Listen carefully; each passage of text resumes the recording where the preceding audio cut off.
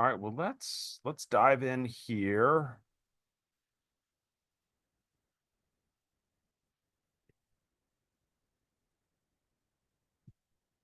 All right, so this is our 2025 business planning. Those guys, hopefully you have a worksheet, your workbooks to go off of. You're going to have at the end of this, and this QR code has it, but also I'll send you a link, all of the resources, even all of the recordings, to the business planning. I've got the first Clarksburg one, the first Olney one, and then this one will be up there. There's also a part two to this. So what you'll find is I try to keep this short, sweet, to the point, give you a little bit of homework, but then there's also a wrap up after this, which is about a 45-minute session. And all that does is take all of the things you thought about, got fired up about, decided on. Now then we actually create an action plan for it. But I need you to really formulate this part, because once we formulate that action plan, it becomes a really good guide. And if you've done it right, then you're throughout the year, August, September, October, November, you will still have a workable business plan. All right. So here's our agenda for today. Future of the business. So want to give you a little insight into where I see the business going. Part of this is also every good speaker you ever hear needs to scare the crap out of you, break you down then to build you up. But yeah, we'll talk a little bit about where the future of business could be going. We're going to dig into a SWOT analysis. This is a personal, where's your strengths, where's your weaknesses, opportunities, and threats. Because once you start getting your mind around some of that, so strengths, weaknesses are internal, current state. Opportunities and threats are typically external and future state. So sometimes your business plan will start figuring where you've got gaps, where you've got opportunities. We'll look at a 24 recap. Uh, Success leaves clues. If if you were going to ask, or if you were going to give directions, first thing you need to know is where are you coming from, right? Are you coming north, south, east, west? Um, so having an idea of where you stand, or where you've been going to get to where you're going, it gives us a lot of perspective. And then setting our goals for 25. We're going to set some goals for 25, and you'll see if you look at my business plan, I set it and then I reevaluate it, and now I've got a new goal. So your annualized goal can definitely move. Um, and then six is fun. Six is when we go through the idea funnel. The idea funnel is what I look at as we open the doors to the whole real estate business, all 1,100 things you could do in the business. And then we actually start making some decisions. What do what are you doing currently and you're going to continue to do? What are you going to do that's brand new? What are you going to stop doing? Or what are you just, it's available, but I just don't need to do it, because you can't do everything, right? And if you try to do everything, you're going to find yourself spending a lot of time, energy, and money on projects that never ever get off the ground. Seven is part two. Seven is where we just take all of this and then we build kind of two plans. One is a action plan that really is just your calendar. We marry up the things you want to do with where they line up in the calendar. And then we also create a second thing as a GPS, goals, plans, strategies, where we project manage. Because if there's something you're not currently doing in your business that you want to, it may take more than just 15 minutes, check it off a box kind of thing. Send that one email out. It may be, I need to do this kind of research. I need to clean out this space first before I can even start moving anything into this space. But we project manage it just like you would a house. Don't send the electrician in before the framer's done, kind of thing. So, right. Any questions on this before we begin? Cool. All right. Future of the real estate business. This is after yesterday. What's that? After yesterday's account, didn't we do the account? Lawrence Lawrence? guy, yeah. Yeah. Yeah, Yeah. yeah. Yeah. So yeah, I mean, Lawrence Yune's great. He's got a very dry but practical view of the universe. Um, so a couple things out there, there's threats, there's a lot of things going on. The lawsuit has created these ripple effects within our business. Um, some of that has been some companies have taken advantage. They want like clear cooperation. I don't know if you've heard the whole battle over clear cooperation going on. Uh, Basically, there's some VC venture capital owned brokerages that really want to do away with clear cooperation because it's in their best interest to create a private MLS just for their brokerage. Therefore, consumers and agents would only be able to go there. Almost like if you think about like Apple TV, Prime, Hulu, right? Like all these channels have lined up that content is only available in these areas. So subscribers have to subscribe to 17 different channels to get the shows that they want. Is that necessarily in the best interest of the consumer? Is that in the best interest of the seller? Probably not. Um, but I come from the other side of it where, look, I think open market is the best market. So I think we're going to have a big battle this year over clear cooperation. NAR has done a very good job on a couple things. Number one, battling for home ownership. And there's some forces that are running against that, right? There is a renter economy that would love to see more renters in the pool, bigger investors in the pool. And we're kind of contrary to that. The other thing is we're independent contractors. We get some of the tax benefits of large corporations. And a lot of those rules weren't necessarily set up for us. They were set up for big corporations who fund elections, and we get some of these benefits. So some of it is you'll hear talk about going towards a DOJ would love to see us in as W-2 employees. So that's a battle that's going on. And there's also a portal battle going on. Zillow, Realtor, Homes.com. So Zillow is the number one portal in the US. Realtor.com is owned by News Corp, which has the number one portal in the world. It's an Australian, they're an Australian company. So that's one thing. And then Homes.com was purchased by CoStar, which owns the commercial side of the world. So all three factors are kind of fighting right now. Um, some of that's good because more competition creates potentially benefits for us in the marketplace. But it's they're not necessarily always our friends, but not necessarily always our foes either in the business. Three things to consider about the NAR lawsuit: a weakening of NAR and local associations. Advocacy is the biggest thing that I see could be hurt by that. And again, I talked about our independent contractor status and the dream of home ownership. Weakening of MLS, right? Like when I first got in the business, you had to subscribe to like 7 different MLSs to get the data. And if clear cooperation goes away, I think we might see a kind of a fracturing of the data, which I don't think is good for sellers, buyers, and most real estate agents. And then, we could see more lawsuits coming down the pike. DOJ is all over this, and then we have a bunch of copycat lawsuits. There's a lot of attorneys who saw how much Seitzer Gervitz made on this lawsuit.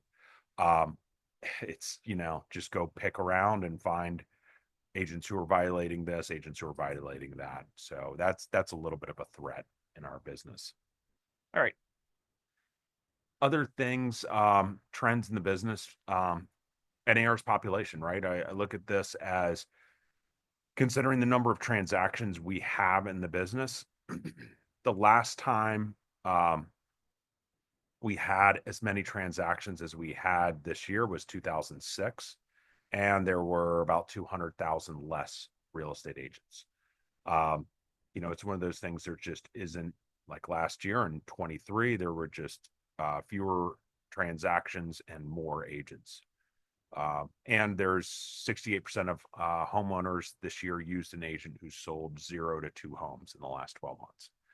So a little bit of that is kind of a professionalism in the business. There are agents who are, it's their side hustle, and it kind of messes up the business for the rest of us who are trying to run this like a professional business. Because at the end of the day, I think the consumer gets a bad taste in their mouth. And even though you could provide great services, their last transaction was so bad, they're just not interested. Other things, future of the real estate business. This is a trend line that we use. We've been tracking since COVID. Um, Yellow line is active listings.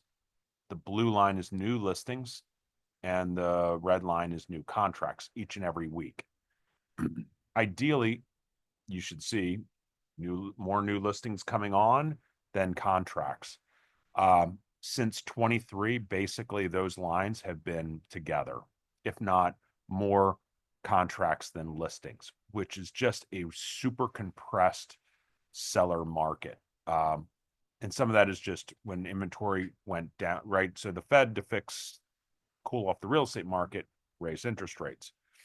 Part of the problem it created in certain places where there isn't a lot of new construction, like the DMV, it created there was a lot of demand already there, but just low supply. So prices continue to go up here, and inventories just stayed low. Ideally, we need more inventory in this marketplace. Future of the real estate business. The heart has changed, right? Like, so back in 2020, 2021, there was a hard in the real estate market. It's different now. It's way different. Um, we're not going to see a drastic rate drop. I think, we've seen the rates probably going to go up by the end of the week. There's no solution to the inventory, especially around here. There is unless they decide to do something, but it's not going to happen we won't see the effect for at least 5 years. There is no solution to the inventory. There's no magic bullet that's going to drop all of this inventory into the marketplace. Tons of competition comes up new every day. Typically, a lot of it revolves around discount, and especially around the new NAR lawsuit, confusion around that. Bottom line is, really there's no one coming to save us. It's really going to it's something we're going to have to do on our own. Can you see, Brian? Yep, no, you're good. Okay. I've got the lights up here. Oh, They're glaring. No, it's fine. you want to turn it down? No, you're good. We might just turn this picture off and still have these. I can bob and weave. We're good. That's good. The other side. That? Nope. No, That's this one. This Is one. it that? There we go. There we go. That's. Okay. Thank you. Yeah. I keep looking up there and see 6 little bright lights. Yeah, all good. Which way am I going? Okay. Want me to start from the beginning? No, Joking. you're good. I'm joking. Do we have any stats yet on what commissions have been since the switch to negotiate for your life? Yeah, so to at the speak? next break, let me grab that because someone just sent me that. House HOUZ Yes. did a report on it. Basically, from what I gleaned from it, the commissions haven't changed. The total commission hasn't. However, the listing side has grown. Commissions have grown on the listing side, and the buyer side has shrunk. Same basic amount of commission, Right. which just goes to show that it really hasn't solved the problem. It's just shifted the dollars over. It's it's created confusion, and some agents have taken advantage of that confusion. So. But I'll get that at the next break. So there's no growth, no joy, no love, and complaint, criticism, and comparing, right? And one of the biggest problems I think we do have is the last one, comparing. Some of that is there's a scoreboard in the real estate business, right? Like very few businesses you can go and see like what someone, unless you look at their stocks and things like that, but you can see salesperson by salesperson how they're doing, which can be terrifying, right? But that's, and you see what someone else is doing and you're like, wow, I should do that because they look so fabulous and successful. I will tell you, I've interviewed a lot of agents and I've interviewed some top agents, and you don't want to trade places with half the agents out there. I'll guarantee you that. Because not everyone is running a profitable business. And again, at the end of the day, um, some of our most profitable agents are the quietest agents who you would have never heard from.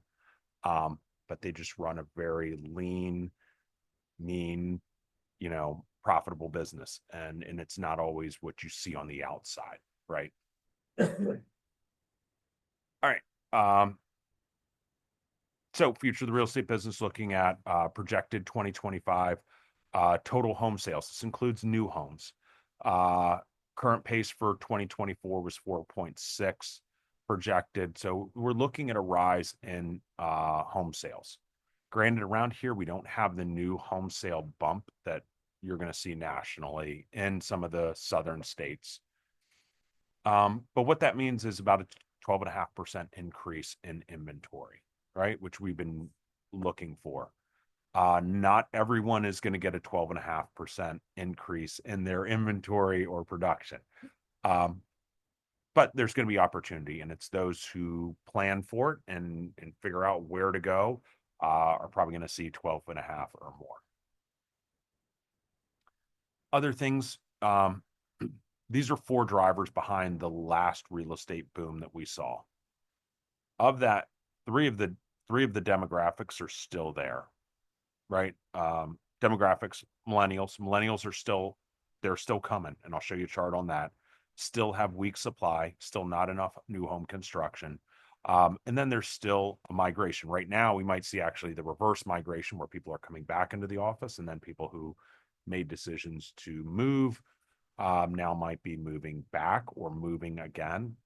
The only thing that's really changed is the low interest rates. Low interest rates is off the table, and it's not coming back. And I think part of that is a good thing, right? Because if you're like, well, we talk about opportunity cost, well, I'm not going to give up my 3 for a 6. Okay. But now it's 3 years down the road, and the home that you wanted is now 200,000 more, right? Like, it's like that maybe didn't work out, right? Like, so I think people are starting to see that, and it's probably not going to happen anytime soon, that the rates are going to get below 4, that, there's some other desire, motivation that's going to trump that. And again, y'all stop me at any time, ask any questions, or jump in. All right. Future of the real estate business. So this is household formation, just looks at, first looks at just what our populations are. Millennials and boomers. Millennials are boomers' children, basically. 69 million boomers. Then we have 72 million millennials. If we overlay this with when do people move out of their homes, and what's the average first time home buyer age, we're still have a big wave of this millennial pool who still hasn't hit the first time home buyer age. So demand side of the equation, it's not going away. It is there. It's big and burly. Interesting, 35 years old. Yeah. As a first time home buyer. And actually, I think the new NAR stat is 30. Yeah, I think it's 37. Yep. Yep.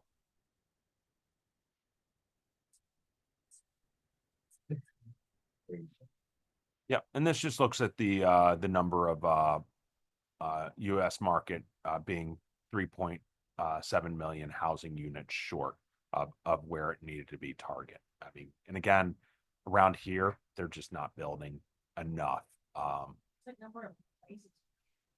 think what's taken a lot of the area here is the over 55 builds. I mean, there's been a big increase in over 55 communities.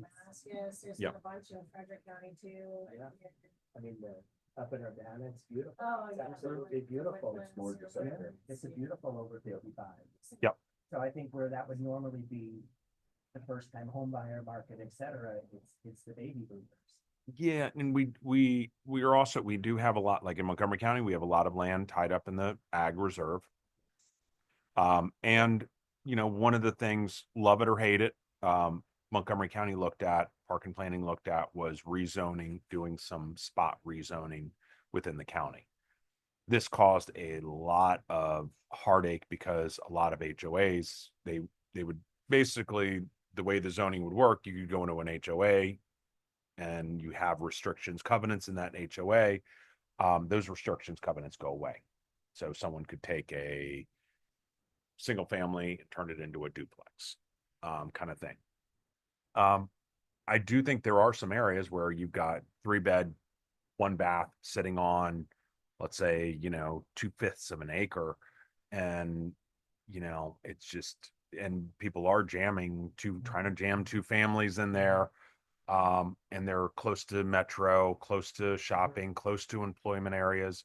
There are some things that, some spot redevelopment is probably eventually the solution to some of this.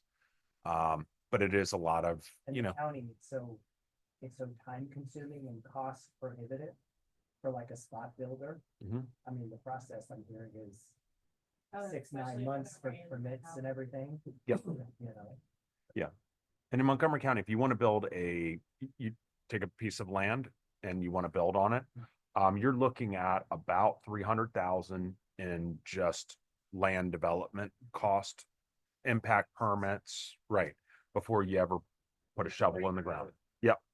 that's what I'm Um, saying, it's not user friendly. it is absolutely not. Yeah, and I think across the country, they've done some studies. It's somewhere between about 30 to 40% of, and this isn't just here either, right? I think a lot of jurisdictions have understood it's a latent tax. It it only affects those who are building. Typically, most people who are building are you know, they're not building a, yeah, so you're taxing the uber wealthy. The problem is that because that fee is so big, the only people who can build are the ultra wealthy. So it's, you know, but it only affects those people, so it doesn't affect the constituency, keeps you getting reelected. I mean, it's a problem. Um, I will not be running for office though. Nah, just joking. All right. SWOT analysis. So talked a little bit about this. Strengths, weaknesses. These are internal state, present, and then opportunities and threats.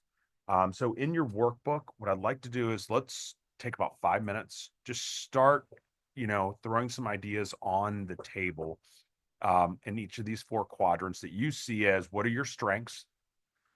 You know, basically, what are your personal advantages? What are you really good at? What do you like to do a lot? What do you think gets you the sale, closes the deal for you? Weaknesses, what loses you sales? What could you improve? Um, what should you avoid? What do you avoid? Um, and then opportunities. Are there changes in the government policy that are going to affect your field? Changes in social patterns, population, lifestyles, trends, technology, local events, uh, you know, stuff with your competition changing. Almost exactly the same questions. What are government obstacles, right? What are other obstacles you're facing? What are your competitors doing? Anything in our job requirements changing? Um, could any of your weaknesses threaten your business? Do you have financial problems? Okay, so let's spend 5 minutes doing that. What's that? Okay. Yeah, I've got 2, 3, 4.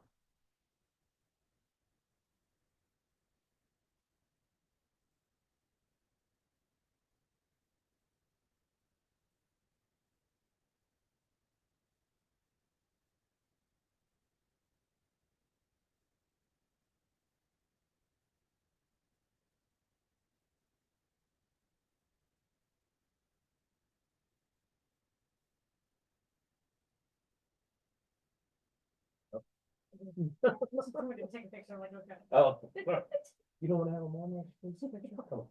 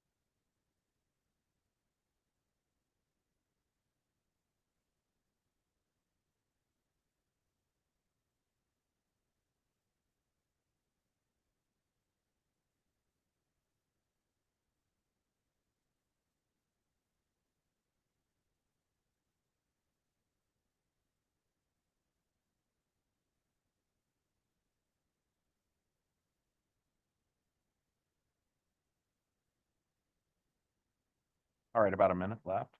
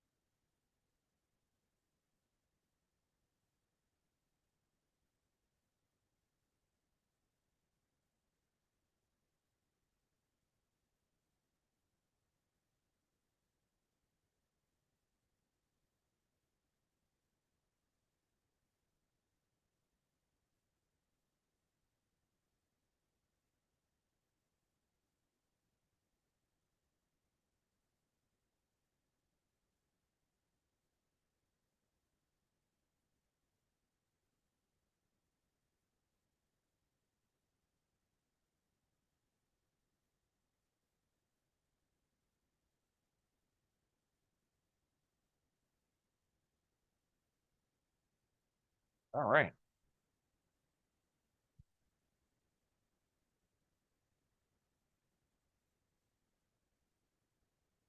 All right, guys, let's hop in here. So anyone want to share any of their strengths?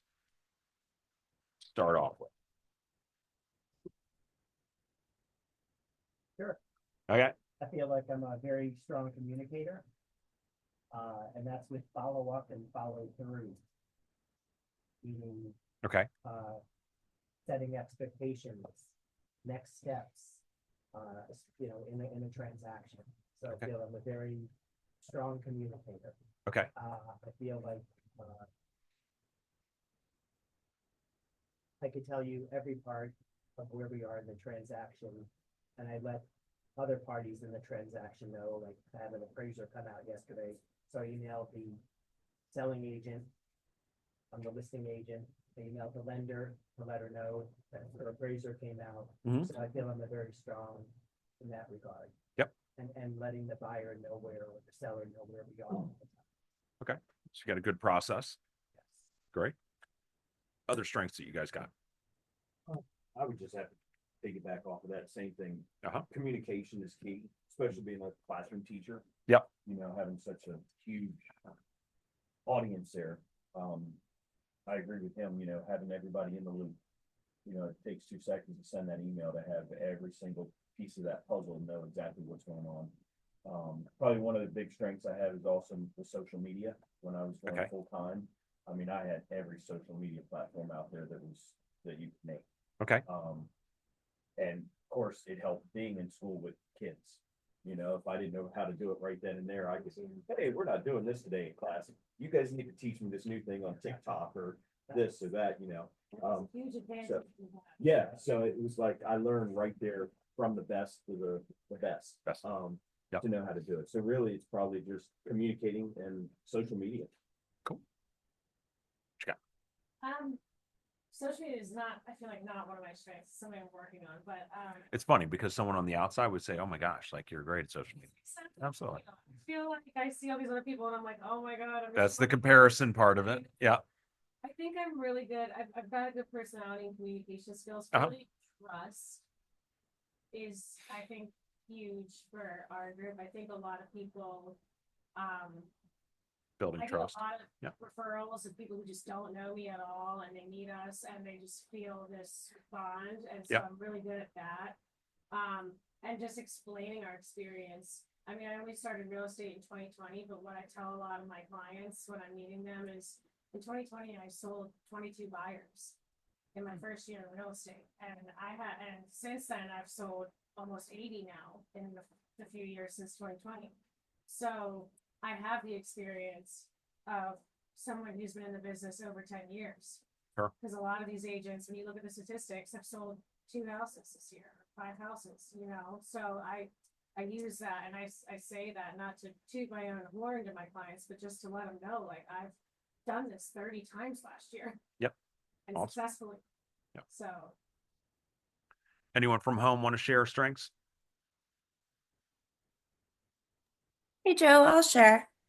I've one of my strengths is something that I worked really hard to build also, as I've been a realtor these 9 years, is knowledge. So I tried to be very knowledgeable of the home, very knowledgeable of the contract and the process, and sharing that with the client so that like they know their options at each stage. They know what's wrong with the house as best I can. They know what they're getting into and what our options are at this stage to move forward or get out of the contract. So I try really hard to keep them apprised of all that every step of the way and communicating everything with them. Weaknesses. What are some weaknesses you guys have? And guys at home, please feel free to hop in at any time. Mine's technology Okay. and social media. Okay. I fail miserably at both of those. Other weaknesses? for me, those, yes, and, time management. And it's funny, cause I said strengths were like, people trust me, but I've been having issues lately with all of my buyers are shopping, and I purposefully stick them with a certain lender because I just know this is what's best and this is gonna work. And I want my buyers to get the best deal. I understand shopping is important, it's part of the process. And I respect them for doing their due diligence, but that's also just been a weakness for me lately, is just trying to build relationships with other people in the business, and then it falls apart, and that's just. Okay. Other weaknesses you guys see? I think mine would be both internal and external, I guess, because I'm new to the area. Okay. You know, just moving here, you know, Okay. retiring from Washington County for 30 years and transplanting here, been here 8 months. So trying to find Smaller sphere. people. Yeah, Yep. like my sphere is that, you know? Yep. I've hit everything that I could in Washington County when I was there, still teaching full time. I mean, closing 8-9 deals a year while teaching full time. You know, I've hit all the teachers, I've hit everything there, but here it's, I mean, I don't even know my next door neighbors. You know, it's like, you try. I plowed their driveway the other day. I'm like, come on, come over here, you know? Right. So that would just be mine is, you Okay. know, Yep. Good. I don't know anybody here yet, so I'm still trying to build that. Anyone from home? I was gonna say one of my What? weaknesses, I think, is that I'm not salesy enough, if that makes sense. Like I don't push. If they don't want to work with me, I let them go. If they want to work with me, I keep in contact and they're well aware that I'm here for them. But if they don't, I'm not gonna chase them. Yeah. And I could chase a lot more business, I think. Yep. But I just feel uncomfortable sometimes in that. Yeah. And Even that's after all this time. Yeah. You don't want to work with me, it's fine. Go. So that comment's come up a couple times. I almost look at like it's a, and no disrespect, it's like a humble brag. Because I think that's probably a strength, not necessarily a weakness. Because I think we sometimes perceive that, well, I don't have the gift of gab. I'm not that guy who like is just like, yeah, but I also, I think you pick your style and you've got a style, right? Like I think once you understand your personality types, we talked a lot about this during Ninja with power, party, peace, and perfection people. And I think there is something to be said about, like, and there's also chasing business versus attracting business, and I think those who are most successful attract business. They don't have to chase it, right? And if you're constantly having to chase business, sometimes that means something's wrong, right? You're not building trust enough that people want to come back to you, that you just got to if you don't close them now, move on. You got to find someone new. So, and that's part of the Interesting. comparison part that we struggle with sometimes. Yeah. And I think someone mentioned consistency, right? Who mentioned? Yeah, That was me too. yeah. And I'll tell you something. What's interesting is a lot of your all strengths are very similar, right? So good news, bad news, right? Um, and a lot of your weaknesses are very similar too. So consistency comes up a lot, right? So some of that is, when I say good news, bad news is that because we all line up very similarly, like we deliver good product, we have you like good processes, connect well with people. A lot of other agents do the exact same thing. So what's going to differentiate yourself, right? Like that's what we kind of like. There's certain things that we pride ourselves on, which are definitely without that, you don't have no foundation. It's a non-starter, but we got to find other ways to improve. So let's shift gears over to opportunities. What are opportunities? Put in your crystal globe. Like, what do y'all see out there? What do you see as an opportunity in the marketplace? Well, the new settlement, I feel like has thrown a change where we have the opportunity to educate people, prove our value to our clients. It's kind of given us an opportunity, even though it's also a challenge. Yeah. If we look at it in a positive way, it's an opportunity to educate our clients, and yeah, just like show our value and why we're worth what we get paid. I think that was big. Yeah, I used to always think like, what if that buyer didn't just sign with the agent, that terrible agent they met at an open house just because they didn't know it, right? Like it's free. They didn't charge them anything. Now I think this new contract kind of I think buyers are slowing it down a little bit and potentially shopping for the right agent. If they're shopping for the right agent, my faith is they're probably going to find the better agents, you know. Other opportunities. Oh, all this AI stuff. Yeah. If we could all just Oh, it's easy. Yeah. Yeah. It's easy. Yeah. I'll show you. Make I your use it all the time about it. yeah. Make your remarks real long. Yeah. Yeah, you're seeing more and more of that, trust me. Yeah. Yeah, 'cause I know Gosh. when it first came out, just in Washington County alone, it's a new education thing. And I was sitting on this side, I'm still old school, give me a book. right. I'm like, you want these kids, they can just take this and there's the answer. And now 2 years later, I'm not lying, I'm using it all the time. Yep. I mean- Tom Ferry, what people were doing with it, it was like, Mm-hmm. wow. And I said to mom, I looked at my mom after that Tom Ferry video and I was like, if we don't jump on this bandwagon, we are gonna get left behind. Yeah. And people are gonna look better than us because they're not even making up the words. The thing is, thing, but like if we don't do that too, then we're gonna, Yeah, and I think there's a shift. Again, there's some of that as agents are. I think people are marketers. Like marketers like ruin everything, right? Mhm. Like everyone's gonna. You can almost tell when something's AI written now. Yeah. We're getting like almost like with reviews, things like that. We've now created new filters to understand this. But I think AI can do really two big things. One is when there's been a lot of projects that I've been like, God, to figure that out, how much data crunching. I mean, this is going to take me probably a good 2 weeks to squeeze out an answer. And I'm not sure if like the answer I squeeze out is even going to be helpful. I don't even try it. AI can do a lot of that heavy lifting. The second thing is, and I've talked to someone about this, is they're using it almost as like a coach. Mhm. They're asking it to ask me, right? Like I'm going on a listing appointment tonight. Give me questions that I should know, right? Like they're like almost like it's their alter ego in a sense, like asking it questions and getting some different And it learns who information. you are and it learns, Yep. What you put in it all the time and and you don't have to use it because you can take it and then still alter it, right. make it, because Or tell it to say it differently. Right. Like what it Right, said. yeah. Because I did it one time and got something and like, that does not sound like me.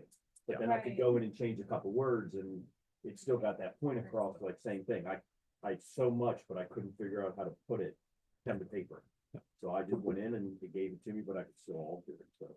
I had a listing appointment yesterday and I just said, tell me about this neighborhood.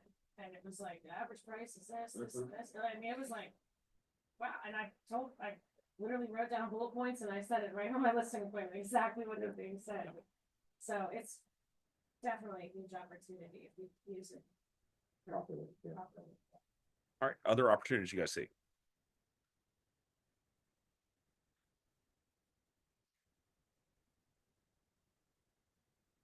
I'll tell you, a couple things I see, retiring agents. I think there's gonna be a shift in some, just from a pure millennial, right? There's just some agents who are gonna be retiring out of the business.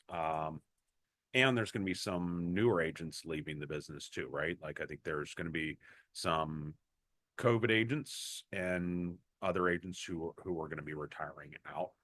I do think there's still, like, I don't think the 0 to 2 agents who get in your way all the time, I don't think they're leaving, unfortunately.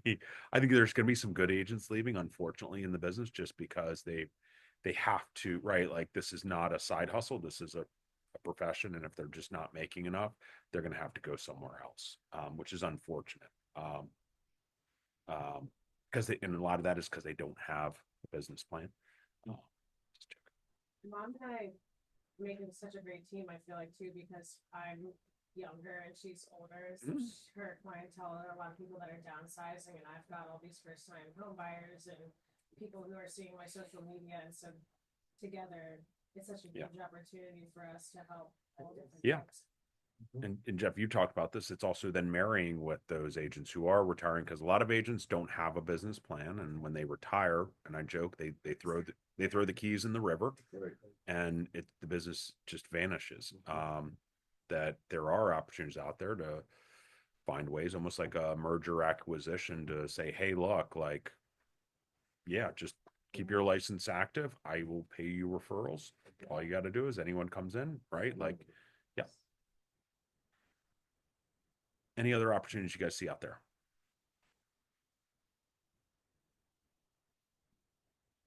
I really do think October has created a brand new opportunity for everybody, because you have to sell your worth. Whether you've been in it 30 years, and granted you have the portfolio, the listing, the sales, the numbers, but you still, at the end of the day, you have to find what that seller is willing to pay, okay, and what that buyer is willing to pay. So I think for newer, it's been a much easier transition than some of the very seasoned agents, to where they're like, oh my gosh, it's unknown, it's this, it's that. It's like, well, just navigate through it. So I think it's made it a more level playing field, frankly. I Interesting. agree, That's a actually. great point. I feel like I see some of these old agents that have been in the business for a long time having trouble. Seasoned agents like having trouble with the way new things are going. Whereas me, I've never known a normal markets. I don't even know what the heck that means. Like, but apparently it used to be something years and years ago. But I grew up in a market that you're constantly having to adapt. I had an agent the other day who had an offer for $515 and mine was $500, escalating to $505, and he escalated us to $504, but he had $515 in hand. Like, why didn't we go to $505? He just didn't even know what he was doing. But I looked him up. He does business. I didn't say anything. I'm like, you just did $50,000, but because you don't know how to use these strategies that everyone's doing. So I think, again, those willing to embrace change. Yeah. All right, threats. What do you guys see as threats out there in the marketplace? Discount people. I even know an agent who's like, yeah, I'll just do it for 1%. I'm like, why? Why do you do that to yourself and basically to the rest of all of us? Like stuff like That's that. why I was curious to know what Yeah. compensation looks like. So discounts always been out there, though. This isn't, Just hasn't been as big, Yeah, but I feel like with the new settlement that happened this year, it's well, I'll tell you, I think my personal opinion is I think the discount has gotten consolidated into one area, right? Like, because in the past it used to be there was a ton of discount models that and none of them were really well positioned, but people still went there. Now I think if you're going to go discount, I think there's people tend to flock to certain brands. But I think I don't necessarily know if that's grown a tremendous amount or not. But I think it's just consolidated on that end. Sorry, go ahead. What was that? Oh, no, yeah, that was basically it. Yep. Just that, and again, like what Jessica was saying, you know, if a client wants to go pay somebody 1%, I don't have the time, energy, or like personality to go fight for that client. I'm just gonna let them go be with the discount guy, cause fine, you know, if you're not gonna pay me, I don't want you anyway, kind of thing, but, and I, Well, I think so. If we looked at Ninja, there is a segment of the population that no matter what services you provide, they are going for the discount. Does not matter. They will not. It is, Part of this culture. but it's a very small segment, right? It's not as big as you think. Right. And a lot of people present themselves as discount only because that is easy to articulate. I can articulate that what I want is 1% commission because actually like what they don't tell you is 7 years ago they paid someone 3% and it was the worst experience of their life, right? So if I'm going to get a bad experience, why not just pay 1% for it, right? When I think I would always make sure you got your arsenal, all your tools and resources. Bright has a really good thing about, off market deals, right? Because sometimes people think like, oh, because like, I saved 20,000 in commission. I didn't have to pay any commission on this deal, right? And I got, 700,000 and I'm sitting there like, dude, like, yeah, right? Like, I mean, but they get a top line discount, right? They get a $20,000 savings. What they don't see is the opportunity cost, right? That they walked away from. So I think it's our job to articulate the opportunity and the protection that we offer clients going forward. If they still don't listen, yeah, 100%, right? Like they're in that. But I would tell you that again, one thing we looked at in Ninja was it's only a small percentage that is discount only. Most people just have never been presented with what are the downfalls of that discount. one thing that mom was kind of gonna do, but I haven't really seen her do it yet. We put our listing presentation, we like laminated it and have it in pieces. And our plan when the settlement happened was when you go on a listing appointment, if someone is just, I'm not paying that, like I want this rate, well then I'm taking this one away, Mhm. I'm taking this I away. understand. There goes your Right. professional photos, I'll just go Yeah. with my cell phone. Right. You know, and but we haven't actually like done that, but that would be, Right. Yeah. I think a great way. That's a very, people see you taking things away. Right. Because that's what the other company is doing too. Exactly. You're not Right. getting all this stuff True, when true. so And I used to joke like, don't call them discount brokerages because that's a compliment because a discount is a good thing, right? Call them low service, cheap service, right? Like, bare minimum. yeah, don't give them the right. Like we have this. Sorry. What'd you call it? Spirit Airlines. Yeah, right. Yeah. Right. Sorry. All good. Nobody works for Spirit on there. But it also, I think it comes down to education. Yeah. Educating your clients, 100%. educating your people. This is what you're getting. Yep. This is what I'm gonna be able to provide you over somebody else. Yeah. So again, I'd say spend some more time on this SWOT again. Like maybe go back at it this weekend and take another look at it too. Because what you'll find is your strengths are typically things you're going to continue to do or shine a spotlight on. Your weaknesses may be things that, like maybe I hire a transaction coordinator, maybe so that I have more time to connect with my people. I hire a marketing person who's good at social media because I'm not good at social media. And then opportunities and threats, right? Like those are things as I'm building my plan in the future, right? Like maybe this is something I should add into my business. So, okay, cool. I'd like to have my mom do this about me. And see what Ah, she See thinks. what she comes up with. Yeah. Yeah. See, oh, I guess I couldn't get the wrong here. Yeah, I did the same thing. I was like. I did the same thing. I was trying to fit it in, then I saw his over there on the next page, and I was like, huh. Well, that's where. Turn- Well, that's what you can do on Saturday. There you go. Thanks. Redo it without looking Yep. to the first. There you Yep. go. Yeah, I'm not going to grade this, so it's all yours. And then knowing your why. You're right. Like, what are you building? Because at the end of the day, I mean, like, you're not doing this just for commissions, right? Like, the commissions fuel something else.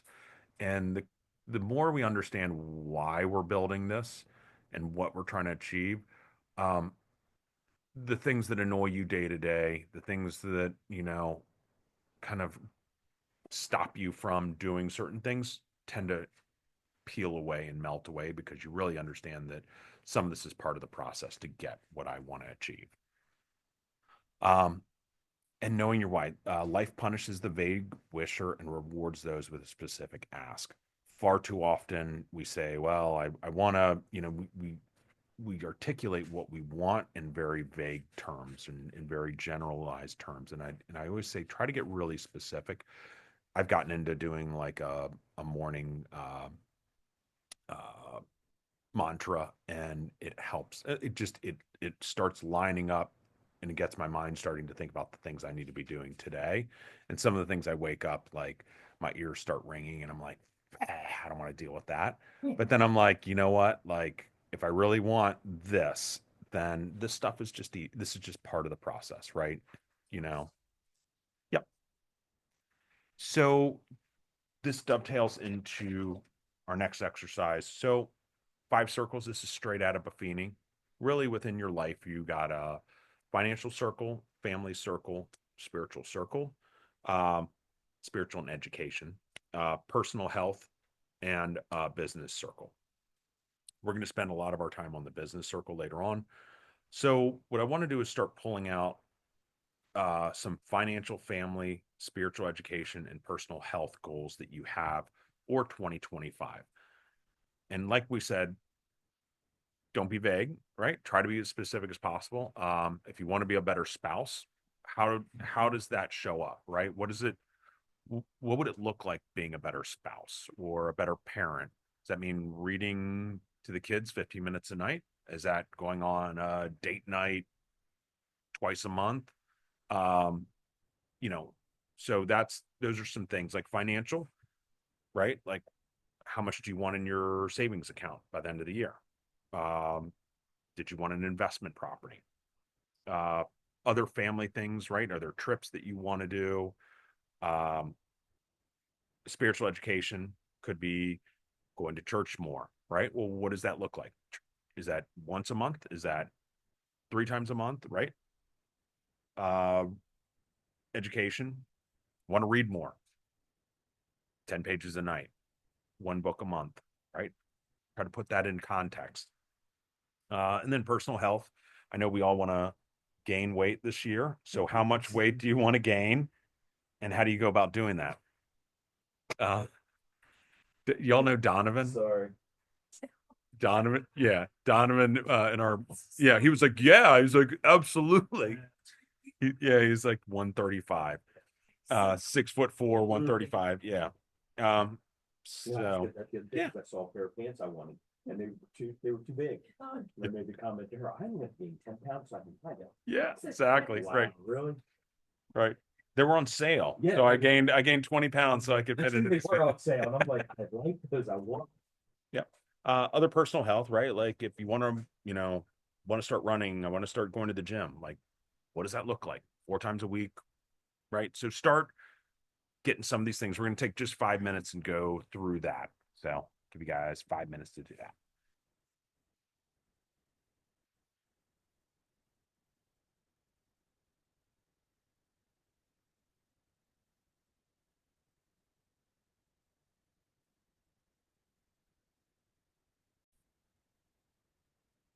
All right, guys. Anyone want to share anything from their goals? I know this is personal, but Well, I'll start.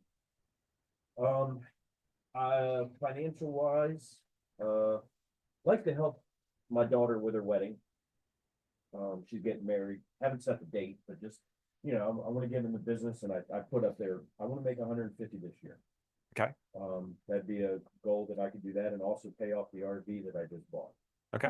Yeah. That just Okay. somehow, Yeah. it wasn't planned, it just Same. happened.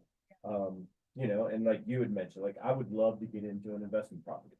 Okay. Like that, you know, make enough money so I could buy something. Okay. And that's where I'd like to go. I wanna save at least 100 grand this year.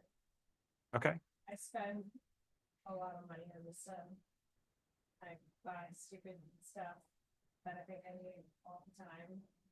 I also love to, I'm a caretaker, so I constantly feel like, and then, gifts are my love language, so I'm always like buying stuff because it makes me feel good, even though that's not always everybody else's love language. Sure. Right, Gifts for other gifts. Yeah. Right. But, yeah, that's just personally. My love language is gift recipient. So, you know, I think we need to talk. Yeah. Yeah. I just became one a couple seconds ago, so. Yeah. Right. Yeah. Funny.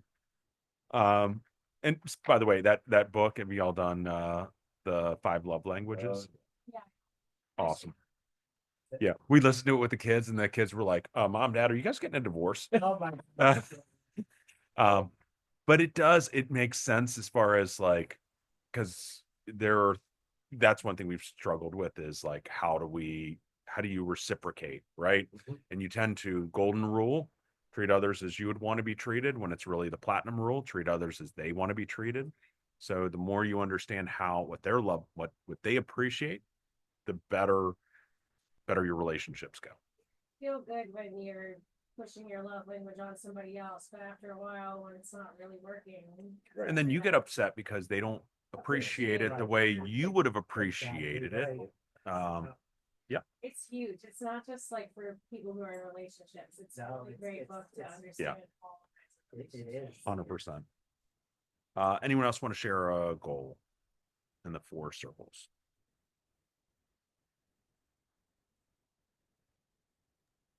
Joe, I'll go. Yeah. I always, my mantra is always like balance, finding balance between work and family and all of these things. And like, so this is one of my favorite exercises every year for business planning. But the funny thing is I feel myself writing the same things down this year as I've written recently. That's okay. Me too. Me too. So, but it's a constant, they're simple. And it's like I keep it simple. But it's like the constant things. So like budgeting, building savings, connecting with the kids one-on-one every day, reading a book every month, Uh-huh. and like, working out daily. It's like I try to keep it really simple. But yeah, I find myself writing the same things. That's okay. But they're like the simple things to keep me grounded, I think, Yeah, and having that balance. right. And I think what happens is that if a camera person followed you around all day long, you would find that there are moments unconsciously that you're making decisions one way or another. And sometimes it depends on whatever's in front of you, right? Sometimes, we choose what is that line? Well, it's like being, what is it? Like just whatever's in front of you gets chosen before what's really important sometimes, right? The urgent takes over the important. So what I would recommend is like take your list and share it with your loved ones, right? They will rip you a new one, most likely, because Mom, it was on the list last year, right? Still haven't gone to Disney World. Thanks. That may not be it, but sometimes getting them involved, right, and helping you stay, because at the end of the day they're the ones who love you the most and they will probably keep you the most accountable. Sharing it with your loved ones and also putting this somewhere where it is present, right? Like some people put this on their bathroom mirror, right? Like, because I think we just need to be reminded sometimes. And that's where, like, I'm doing this, this daily affirmation. And it's one of these items on here. And it just makes sure that it stays in the forefront. Because actually, if I can do this one financial one, a lot of the other things come a little bit easier. Um, so that's something just to and right, like the intention hasn't gone away, the desire hasn't gone away, it's the implementation just is inconsistent. So finding ways to at least make it, because you're smart, you guys can figure this stuff out, you figure out a lot of harder stuff. um so it's just keeping it present. All right. Shifting gears, so now let's get into business planning. There are really only four components to a business plan that really matter. Part of this is like we talked about. What, how'd you get here? What's worked in the past? What worked in 2024? Because that will give you decisions on what you're going to continue to do, right? And potentially what you've continued to do, what maybe you need to improve that you're already doing. We're going to look at then, okay, what are my business goals and what do I want as results for 2025? Because let's say you sold 10 homes in 24, you want to sell 20 in 25. There's a gap there. There's 10 home gap. What are we going to do to get that 10 home gap? Because if you just continue to do the exact same things you've been doing, the likelihood you're going to double your production is probably very small. So what are we going to do to make that difference up? And that usually starts calling to question, okay, again, are there things I need to improve that I'm already doing? Or are there things or are there things I need to add? Number three, what do I need to add to achieve this new level of success or new level of results? And then the last thing is, okay, I've got all these like great annualized goals, want to double my production 10 to 20. I know there's a bunch of things I can do, but then how do I actually put this into synthesizable, actionable steps, right?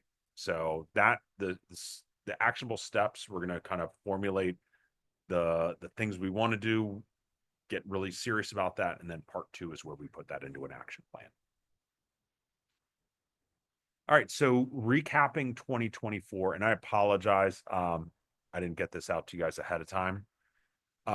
What you want to look at is your 2024 business. What was your GCI for 2024?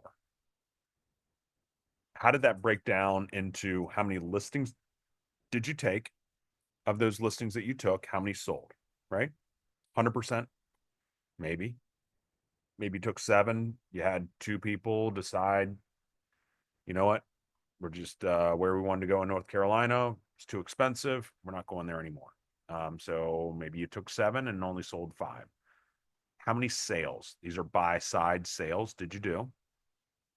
And then how many did you carry over or still have? And how many active listings do you have? What's your commission rate? Oh, it's 3%. It's 2.5%. I guarantee it's not.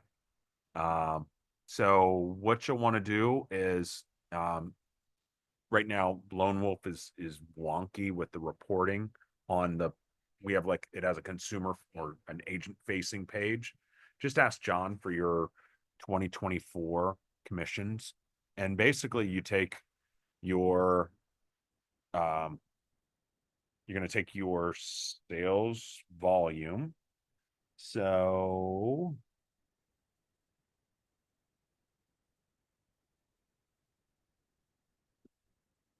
you're going to take your sales volume and divide that by your GCI.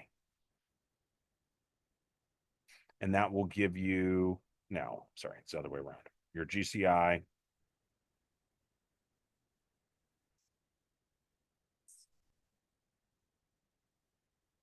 You're going to take your GCI, your gross commission, and divide that by your sales volume. that will give you your commission percentage. For instance, mine was 2.47 was my commission rate. Because again, some of this is, well, I want to make more, want to make more money in 25. There's a couple levers to pull and to change. It could be that, you know what, like I'm really not getting 2.5%. I'm paying for a warranty on every deal. I had to give, 3 rebates this year. One of them because I completely effed up a home inspection. And I really only got a 2.1% in commission. Yep. So there's ways that, okay, like now, and sometimes I feel like I want to be the magnanimous Joe Buffington and, here's $1,000, here's $1,500. It all adds up. And your clients don't necessarily really appreciate it because that may not be their love language. Just joking. Very true. But I will tell you, most clients 5 years afterwards, they really don't remember the rebate you gave them or the commission back. They remember, how good of a job you did on negotiating for them, servicing them.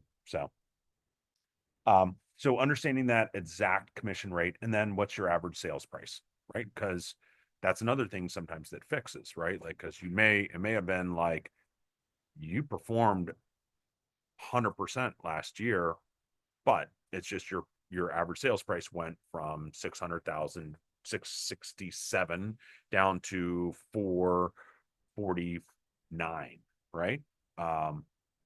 Okay, are there ways to improve that? Maybe adding on a farm or a geo area that is a little higher price point, right? So sometimes we can tweak some of these things. Okay, do you have your stuff in a database? So I should take this off the list because everyone should have their stuff in the database. How many people are in your database? And sometimes that's a definition of what is really a database. And I look at like how many people are in your sphere of influence. Someone who's in your sphere of influence is someone who knows you, likes you, trusts you. Well, what does that mean? If I ran into them at the grocery store, I could carry on a 30-second conversation with them at least. There's enough connection there that A, we recognize each other, and B, we're not ashamed to talk to each other in public. So that's probably, if you can do that with someone for 30 seconds, then they deserve to be in your database. How would you rate your performance in 2024? What would you guys say? Mine fell short. What, like a 9.9? Yeah, yeah, no, less than 50%. Okay. Transitioning from a buyer's agent to become a listing agent Okay. was my biggest step. Because I love buyers and that's what I do. Yep. But my buyers didn't have an extra Okay. 100,000 to overdo from January through April. Okay. Is that your fault? No, but it's my fault that I put all the eggs in Okay. buyers. Got it. Where I should have Okay. spread it out, try to do the more listings than buyers, but that was just my struggle. Sure. Yep. So to overcome that struggle, where I was not as confident on a listing presentation as I was on a buying presentation. So I have to kind of rework my business. Cool. Okay. Focus my business. I like that.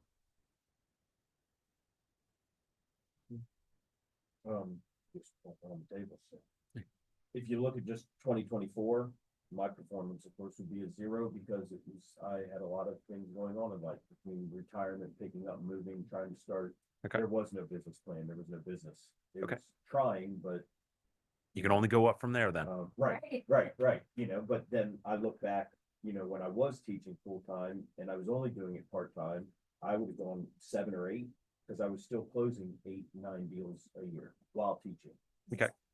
Right, as a side gig. Yep. And that was just, Okay. what I did. So the 2024 recap, I have to kind of adjust the date only because, Yep. So whatever number you guys put in there, and really, again, this gets into just like we talked about the numbers gap. you also have a performance gap.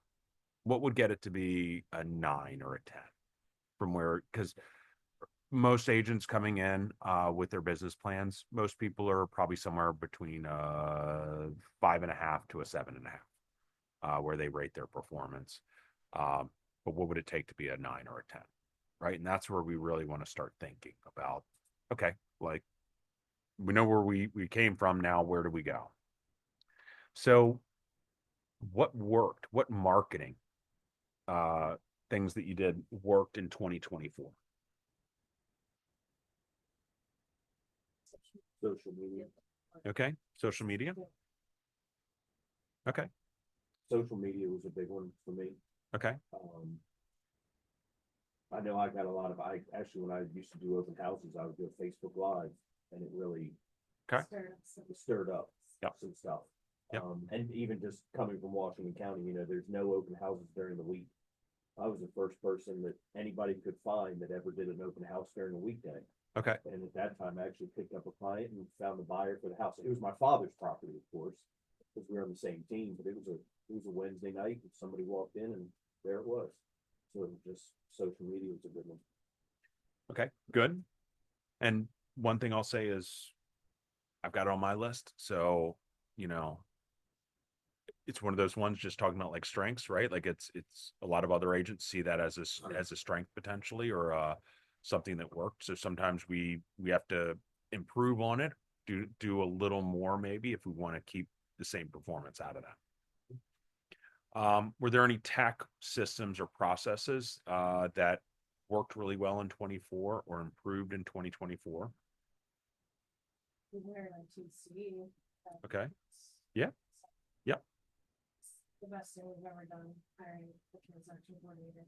And we tried many different avenues Mhm. before we got there, spent a lot of money trying to train people.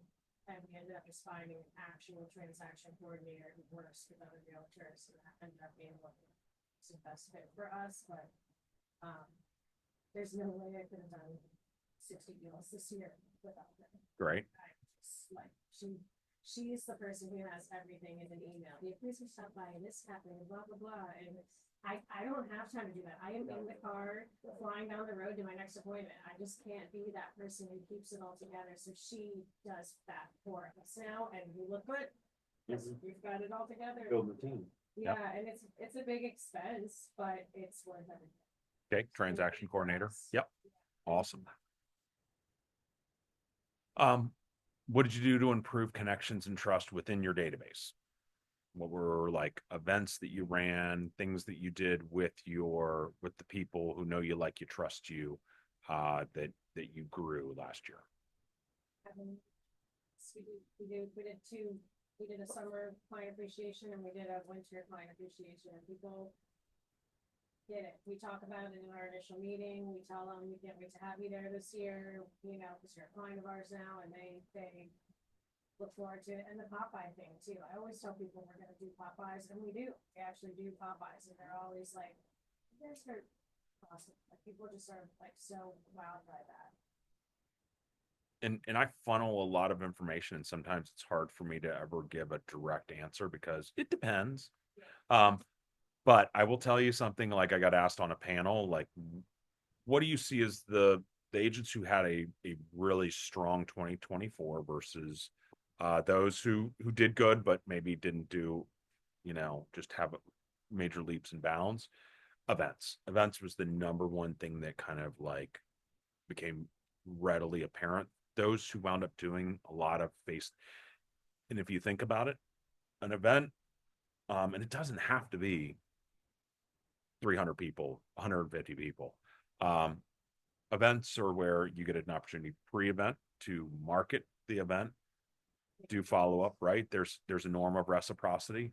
Hey, here's an invitation. Hey, I'm calling. Make sure you got the invitation. Most people will give you an extra 3 seconds on the phone because there is almost like a politeness that like, oh, you sent me something. I didn't, you sent me an invitation. I didn't look at it. Yeah. What is it? If they can't make it, great. If they can make it, great. So then you've got at the event, you've got face to face with people. And certain people will show up for events. Certain people who are finding out, hey, I dealt with Brian 5 years ago. Do I still like Brian? Do we still jive? Those people wind up showing to your event to almost test you out a little bit, just to see if the love is still there. And then post event, you have follow up post event, right? There is just a lot. I mean, it is an end to end, just a Saturday from 9 until 12. It's really a 2 weeks ahead, 2 weeks after of the event. So I'm just throwing that out there.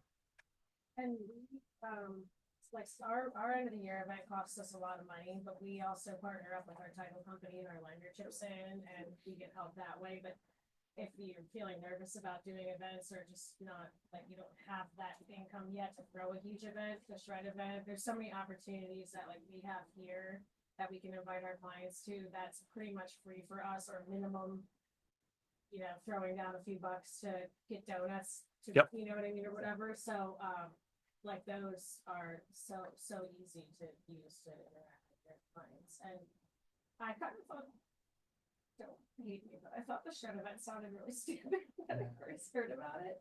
I've been to like 3 of them now. Yeah. My clients love it. That's- They that's- freaking love it. They're like, thank you so much. And I'm like, Right.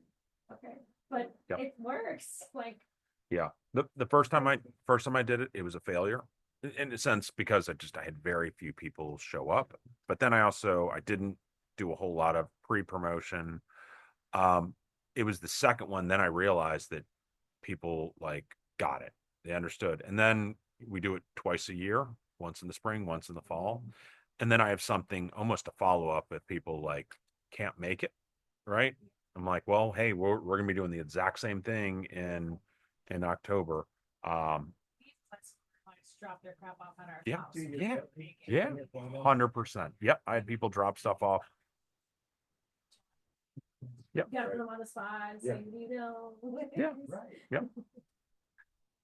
All right. And then the last question was where did your business come from? Oh, it all comes from Sphere. So a couple things on that. Your Sphere is actually 4 different components. You have Sphere, and these are people who haven't done a transaction with you, but who know you, like you, trust you, and refer you, or should refer you, or will refer you. You've got past clients, people who have done a transaction with you. Because sometimes there's some Sphere people who I'd have them over for Christmas. I've got some past clients, no disrespect, who I would never have them over for Christmas. But they still, I have a professional relationship with them. There's Sphere who referred, right? There were people who get referred from Sphere. They're not necessarily your one-to-ones, but they know your one-to-ones. Then there are people who aren't your past clients, but they're referred from your past clients. So really your Sphere shows up in 4 areas. Then there's a bunch of other things that you might be getting source of business, you might be getting business from. And it's good to understand those, because just like any good businessman, businesses spend so much money understanding where their customers come from, because success leaves clues. And if that number's growing or shrinking, that could be a sign of distress for a company, or a sign of major growth in a company. So agent to agent referral partners, older leads that you've nurtured and have turned into sales, geographic, geo farming leads, people who watch your social media, watch your videos, people who come in from your business profile, your Google business profile. I don't have a business Google business profile. If you need one, open houses, right? And I think this is going to be a big one in 25. I mean, it's like, are we talking about open houses? Really? Like, they're so old school, but especially with the NAR changes, I think they're going to be really, really important. By living houses really Mhm. quick, it's just like for me too, if you don't have the business, which I didn't in the beginning, I still would offer to go to people's open houses, and now I have a post I can post on social media. People don't know that's not my listing. I'm not gonna advertise that. I'm just like, oh, look at this, I'm at an open house today, Here it is. come by. Correct. People are, I mean, one of them was Alan Coleman's like $2 million listing. My clients are, all my friends on social media think I'm selling a $2 million house now. I'm not gonna lie, I'm No, never no, lie, no, honesty no, is you're just 100%. You're just Exactly. providing information. Yeah, and it's just like ways to make you look good. It's So how if they you don't know interpret a it. lot of people yet, it's a Well, good see, way that's to- what I want to get into Yeah. here, is that's the difficult part, because we did have an office in Frederick, but there's nobody there. So like I would, right now, my father's an agent, but he's in Greencastle. Oh. So he just had an open house and I'm his social media person. And I plastered that everywhere. Yeah, And, oh, Brian, that's so great. You got a listing. Well, thank you. But I didn't say same it's not thing. necessarily It's not but mine. yeah, I'm you know, not sitting at the open house. You know, I made a Canva event for him and posted it and Yeah, and I'll get buyers from other people's open houses. When I Yeah. first started, that was a huge thing. And I would wait till like Ellen or Dave or you or somebody had a nice big good one in Potomac, you know, Right. like whatever. Sure, I'll be happy Yeah, to do I'll an do it. open Yeah.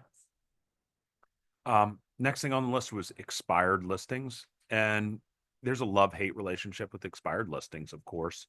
Um, Steve just Yeah. accept my offer, but she's calling. go for it. Yeah, grab it. Taking it now. Yep. So they did a study, KCM did a study the first week of 2024 looking at expireds.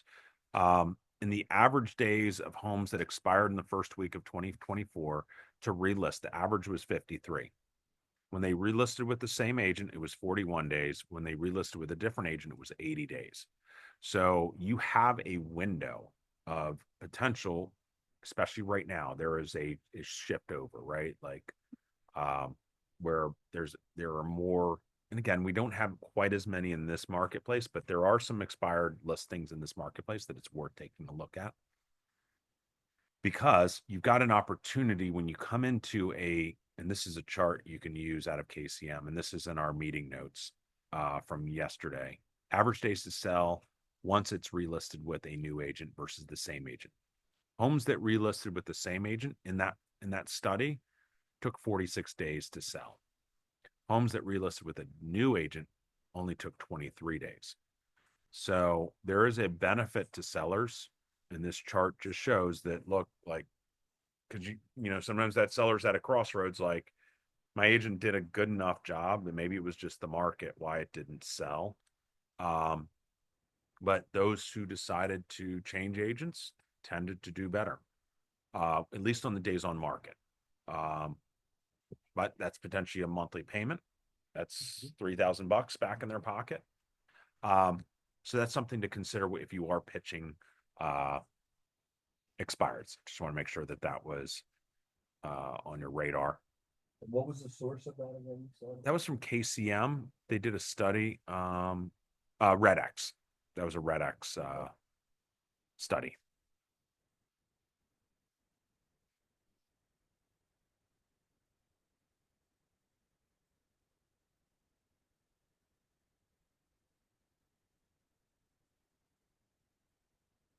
All right.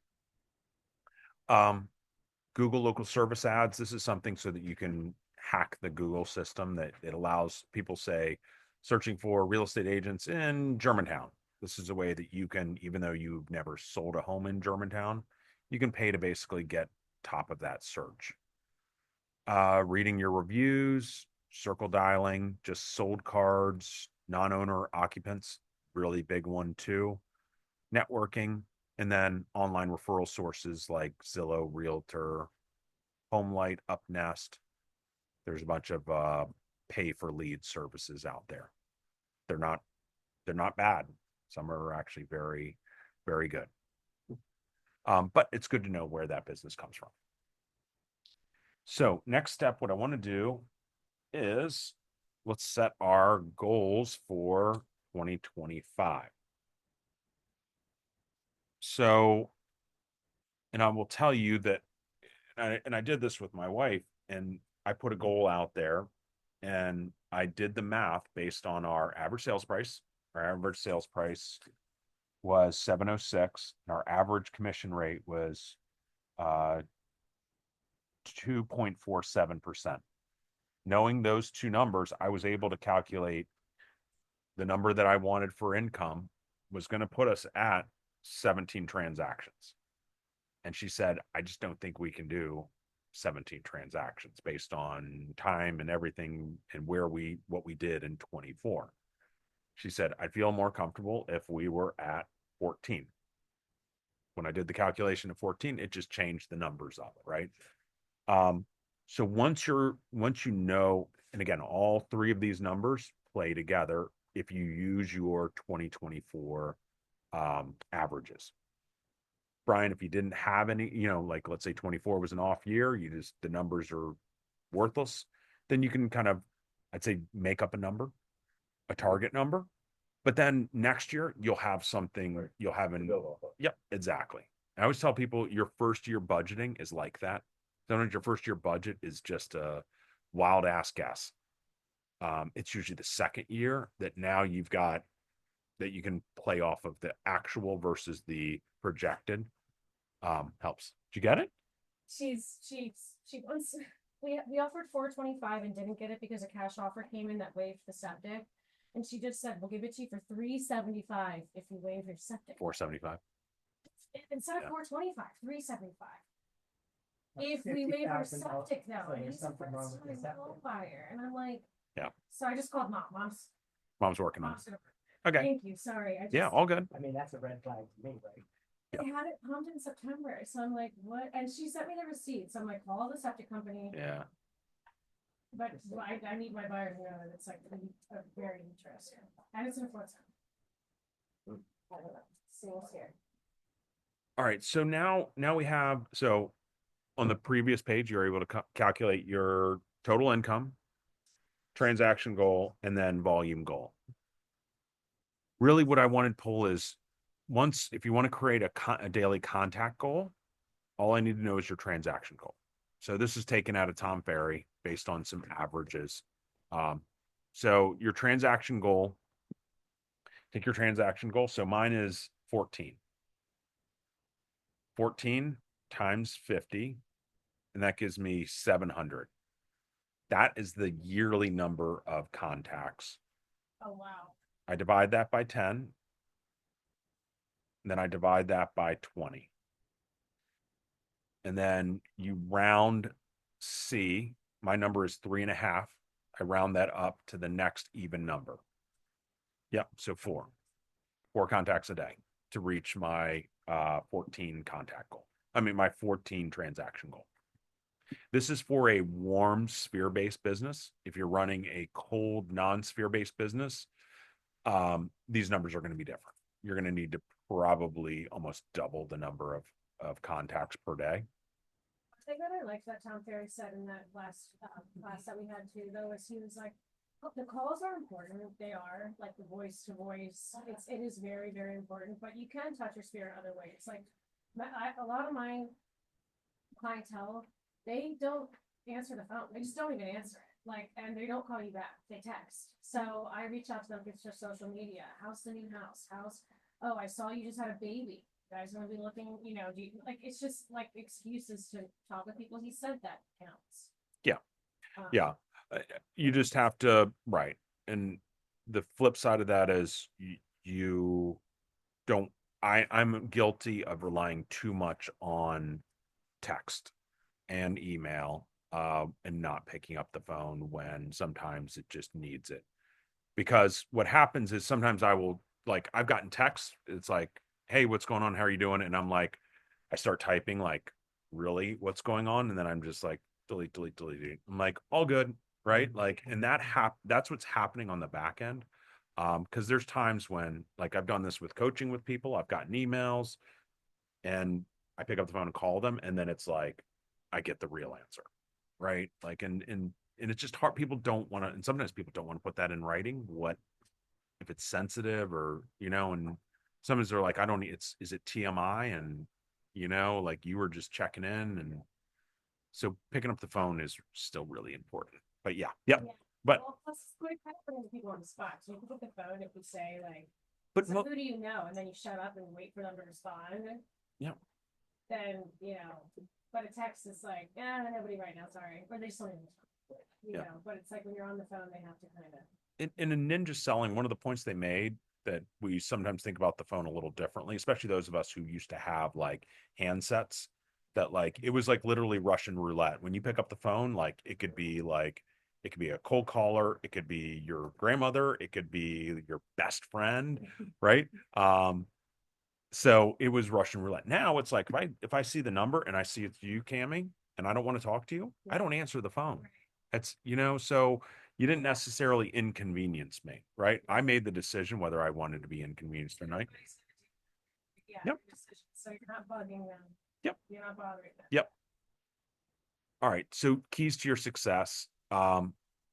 This is it, right? Like we sometimes when we work on goals, we're like, I'm going to the gym every day for 2.5 hours.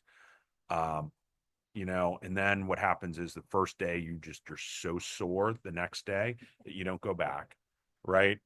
Um, and then the next day you're like, do I want to go back? And then you try to go back and it just didn't, you just lost and then you just wind up never going again. So consistency wins the day. At the end of, like this is just the thing that, and again, if you look at our weaknesses, I bet you a lot of us consistency is a weakness. But we know it, right? Like, and knowing it's half the battle.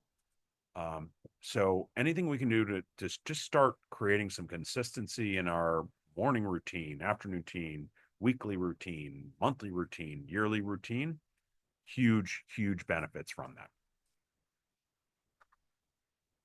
Because how many agents, especially like you guys watch social media, how many agents you're like, oh, they're killing it on social media, then you never see them again, right? They were like fired up and then they fizzled out. And I'll, Like it's people that you're comparing yourself to, look them up and see how many deals they Exactly. If they're making that many videos a week and you're feeling bad about yourself, they probably aren't, they don't even have any business. Like, it's like, Say the Yeah. perception and the reality is two different Yep. things somewhat. yeah.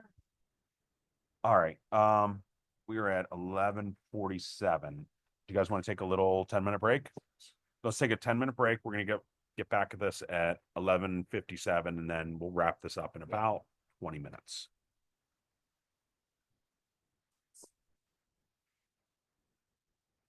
It's-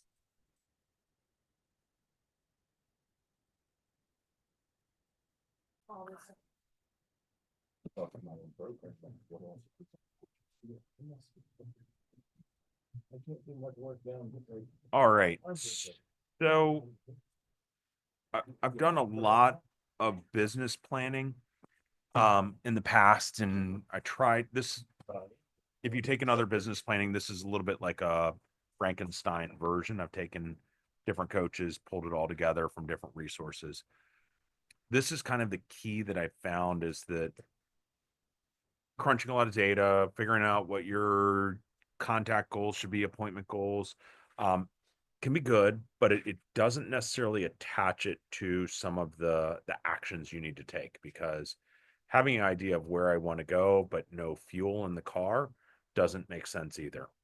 I've kind of taken the reverse approach and like, let's figure out the fuel we're going to put into the car and what kind of car we're going to build here. Then I think we have a lot better chance of getting to some of these goals. So, idea funnel. The purpose behind the idea funnel, two-pronged, is number one, like within your business, the way I explain it is it's like you guys have a flashlight in a dark room. Really based on where your sphere is or where your current book of business is, you only see certain parts of the marketplace. What's working, what goes on. What I try to do with this is turn the lights on in the room, expose you to pretty much everything that's available in the marketplace, right? So let's kind of make sure that we've uncovered what is available. Then the second thing is when these things crop up their heads down the road, maybe you decided you're not going to do a farm, but you just got like you got a postcard for a company that will do all of your farm marketing for $100 a month, right? Then all of a sudden you're like, oh, that looks cheap. That looks reasonable. Well, I already decided I'm not doing a farm this year, right? So it gives you a little bit of the basis to make some good business decisions that I'm not going to do everything. I know this is there, and I made a decision not to do it. I'm going to stick to the things that I've made a decision to do. Okay, got it. As we go through this, I'm going to ask you to do one of three things. If it's something that you are doing currently in your business, put a check mark next to it. If it's something that you want to do, wish to do, would do, put a W next to it. If it's something you're not going to do or you're going to stop doing in your business, don't do anything. Don't put any marks next to it. And what it's going to look like at the end of this funnel is going to look like something like this.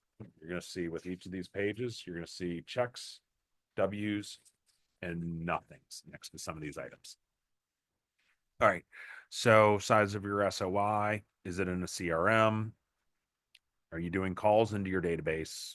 Are you doing text? So this page is for your sphere-based marketing. Do you do an email newsletter? Right? There's a company we had on our call a couple months ago, does a very inexpensive email newsletter. Maybe you go with a company like that. Maybe you've got your one that you want to do on your own. But you haven't done it. Put a W next to it. Hey, Joe. Yep. Sorry to interrupt. What is the one that you're seeing that works really well for that? You know, I loved my email newsletter in the past, and I used to mail it, and I've gotten out of the habit of doing that. What's the one that you're seeing, like people using the method they're doing these that works really well? Because we don't have like the automated one the Yeah. same as The- like some other companies do. The one that goes out is the best one. I mean, if it's automated and it's not perfect, as long as it's got some good content and it's a little bit customized, someone picks it up and it does sound a bit like you. That's like Home Actions. is What's the one- name of that one? Home Actions. Home Actions. Yep. They're reasonably priced. I like what they do. The agents who've used them have been very happy for a templated newsletter. The other option is going to like doing it yourself using Constant Contact, MailChimp, or BombBomb, and they've got some templates, but it means that you're going to have to create do a lot of the heavy lifting and putting your own content in there and getting it out. If you're already awesome with social media, you're doing a bunch of stuff already, then it might be easy to do your own, but you'll be the judge of that, right? Like, again, I went back and did an audit of my business in 23. I sent out 3 email newsletters. I made a commitment in 24. I sent out 7. This year we are committed to doing 1 every month. So I'm almost there. It's been a progression. But I also like I am, I really strongly consider going to like Home Actions instead, just to take it off my plate. So you will be the best judge of that. Popeyes. Do you want to implement Popeyes into your business? Happy hours, client appreciation parties, seminars, right? For your clients, downsizing seminars. There's a agent out of Queens, Maureen Folan, Folan. She does kind of she has kind of a seminar in a box class that she does for about $500. If you want to do downsizing seminars, that's what she's big on, moving people out of Queens to Florida. Got a link here, and you'll get this digital version. I've got a survey. I did a class last week on surveying your 24 clients. Huge. Sending out CDs to your 24 clients. Housewarming parties, gifts. Just sold postcards to your sphere of influence. Calendar, magnets, school, football, social posts, CMAs, handwritten note cards, homestead letters. This is a big project for a lot of people. Highly recommend doing this once in your database. If you do a homestead project, make sure you just label the people that you've checked their homestead versus those who are missing it. So then you can go back years from now and know who's still got, you can double check the list without having to go through your whole database and redoing the project. Unclaimed property. Agents will search the unclaimed property lists. So sometimes what happens is client may have gotten a check from Kaiser Permanente that they never cashed. It goes to the state of Maryland. I know some agents who just search that on behalf of their clients. Again, like with homesteads, unclaimed property, you're basically filling their pockets with money, right? Just as a service. And then business to business opportunities. Do you have any people in your database who own a business like you who are looking for referral, are there partnership opportunities? You know, a lot of businesses are looking for value add benefits to their employees. It could be bring in lunch for their employees, do a home buying, home selling seminar, what programs are available, um, offer some type of, incentive program for them. Employer gets a benefit. Now you are the go-to person within that company. All right, next page. Social media, right? Social media channels. Do you have these social media channels? Do you need to add them? Do you never ever go on social media and don't care about it, right? Like it's your business plan, you choose. I will tell you, like YouTube connected to Google, if you're doing any type of video, again, some of this is TikTok, might be going away January 19th. Any YouTube has YouTube Shorts.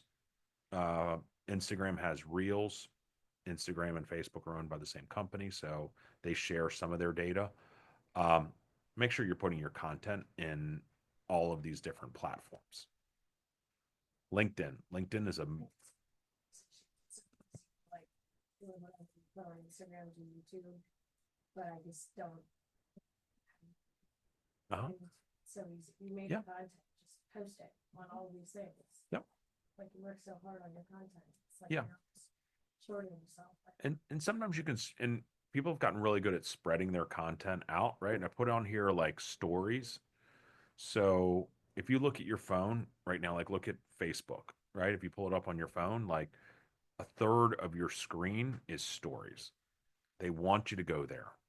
There's a lot of interaction there. They're only 24 hours, um, but they tend to be outside of the normal hacks for the algorithm. So there's a good likelihood that your database people you're connected with will see your story more than your posts. I think that a big thing for me, like last year, was because Facebook and Instagram they work together. So yeah, whatever I post on Instagram, I have it set to auto Yep. post to Facebook. But TikTok and YouTube, like, not always do like this. Does a song transfer, and then I spend all this time putting like this specific song to this video, and then it's like that's where I'm kind of like having issues because then it is like now I gotta redo the video just to get it on TikTok. Yep. And I've like just spent an hour getting it on Instagram, so I don't have time to do that. That I wish there was like a way to make that easier, or maybe So really there isn't. Mhm. The platforms want you to natively post, meaning like even between Instagram and Facebook, which are the same company, there is some like your reels in Instagram don't always show up in Facebook. Like yeah. So I always recommend, spending some time just posting to each of these separately, right? But if you're committed to it and you're good at it, it sometimes goes pretty quickly. We need a social media marketer. And some people are Here's my using business card. some people are using a product like CapCut where they will just produce it all in CapCut and then from CapCut do all the posting as opposed to creating a TikTok and some of the tools and resources that were in TikTok because don't work in Instagram or Instagram doesn't love that they're watermarked TikTok. TikTok Right. doesn't love its watermarked Instagram. Yep. Like CapCut is a good one you found, and Awesome. I have it. I just Yeah. I love it. Yep. So get it in the way you want it, and then upload it to Instagram, put music, and you might have to pick a different song when you post it on TikTok, but at least you have, yeah. Yeah. And I picked this up from one of the agents at Tom Ferry Success Summit was she does a huge photo, like a video photo shoot one day because her stuff is blue collar. She's in Beaufort, Georgia. It's not sexy Orange County, like on the water, like immaculate views. And her stuff sits for 3 months. So she's got to have a lot of content. So she'll shoot a bunch and then using like CapCut, like, and I've started doing this too. Like I've got a long walkthrough video. It's put it on YouTube. It's good for certain things, but it's not one that a lot of people are going to look at. I put it in CapCut. CapCut will turn a horizontal video into basically like a one vertical video that is 3 horizontal videos stacked on top of each other. And it does highlights out of those 3, and it just makes a really nice reel. Or then I take a couple horizontal videos of like 4 of the greatest rooms in the property. And now I've turned, 4 9-second little clips into a little reel, right? And CapCut makes that really easy. And then you can repurpose this stuff, set it to different music, change the transitions, and it's a different video, right? Like, have you seen those where they like take a movie scene and then they like overlay like Star Wars music on it, and it's like totally different feel. Like it's like scary now. It's like a love scene, so that you can do the same thing. But again, there's a lot of tools in here. Maybe you want to implement them, maybe you're continuing to implement them. And this is where, when we get to the end of this project, managing some of this stuff, you're going to have to prioritize what's really, really important. Canva's got some great tools, and AI, ChatGPT, Baird, Copilot, and some of these actually work with Canva, so you can actually have the two work together. I wonder if you could tell ChatGPT to make me a brochure. And it will make you a whole. You can, but it usually, like a lot of them, you can attach them to Canva, Right. and then it will work with Canva to do that. And I'll send you, these are all hyperlinks for video ideas, right? So next week, Jeff Novotny's group is doing some video shoots. And I ask agents, like, they're like, I can't do video. And I'm like, okay, what's a problem you just solved? Like right now, you're counseling a client on, should you waive your septic or not? What goes into that decision, right? If you're buying a home with septic, here are 4 things you need to consider, right? When was the last time it was pumped? How old is the system, right? Is it in a floodplain, and something else, right? Yep. And like the size of the lot, if the septic does fail, do you have an area to build a new one, right? Like, boom, there you go. That is like, that information is like gold, right? Like that's like, okay, like, Cami just showed me something that I didn't even think about. There's a bunch of other stuff I probably don't know about. I'm calling this group, right? Like, so that's where some of the content stuff. And then I pulled some content ideas recently from Jimmy Mackin at Listing Leads. They've got a lot of really good content things in there.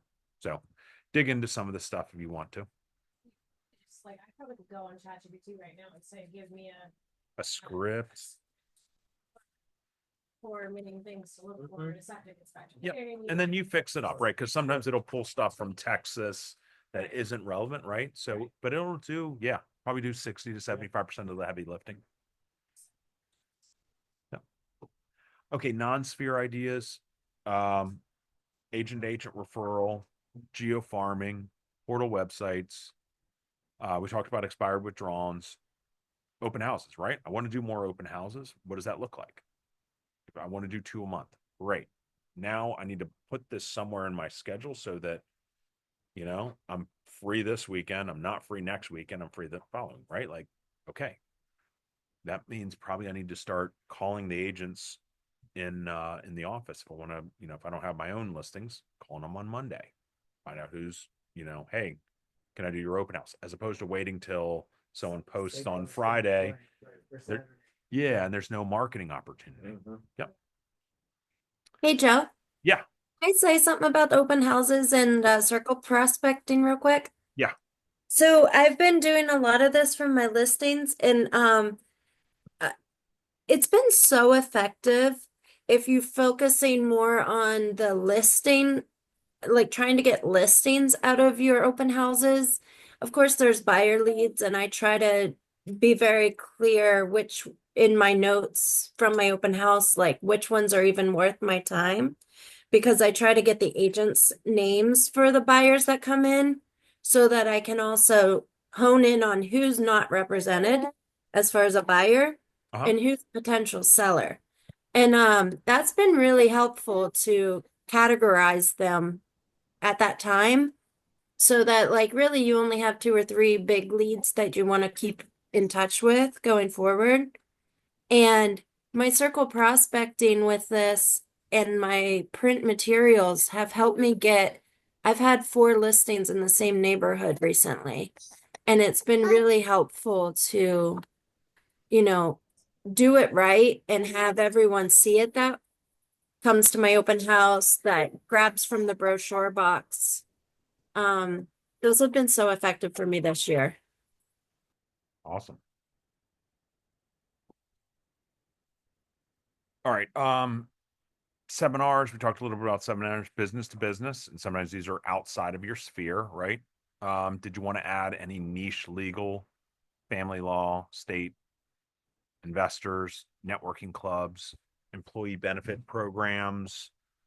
Talked about geo farming, but some agents are also kind of doing highlights on neighborhoods, right? A little bit different marketing.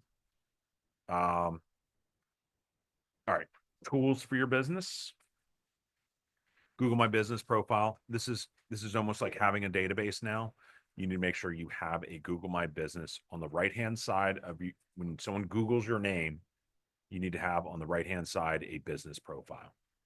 Should I like, cause I'm pretty sure we have one for like my team, but should I still have like that too? Do you think? I'm pretty sure you can look up like the bullet group. Yeah, I mean, I would Google yourself, see what shows up. Yeah. Does it show up as part of the team or not? And then, yep. Reviews. Uh, make sure if you are getting when you are getting reviews that they're using the place that they're selling in and using your full name because all that gets indexed in Google. Websites, right? Do you need to improve your website? Do you need to add some kind of customized pages? Other tools, AI, Chat GPT, CRM, QR codes, trackers, right? Well, what do I need to do to start tracking? I've actually started using, and I'll put this in the resource file. Um, this is out of Workman, and this is kind of our lead tracker for the year. This calculates commissions, and just kind of puts our leads more front and center. We've got a whiteboard in the back.